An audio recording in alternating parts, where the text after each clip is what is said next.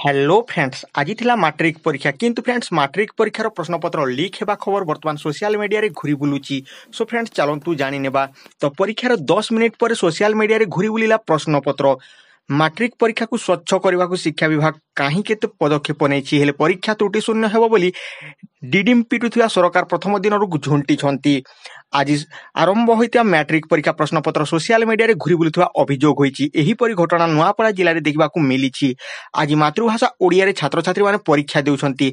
परीक्षा 12टार सरीथिबा बेले एहार डेर पूर्व प्रश्नपत्र सोशल मीडिया रे घुरी बुलुथिबा बोली अभियोग होईची। तेबे एहीपरि अभियोग को गणशिक्षा मंत्री बद्रीनारायण पात्र अस्वीकार करिसंती। एतिकी किछि होई नथिबा मंत्री कहिसंती। तो फ्रेंड्स एई थिला से मैट्रिक परीक्षार छोटिया खबर। तो जदि आपण एही बोली खबर पाइबा को चाहउछंती ताले आम चैनल को सब्सक्राइब करिक रखि थांतु जहा फलर कि आपण माने आगो को एही बोली वीडियो देखि पारिबे।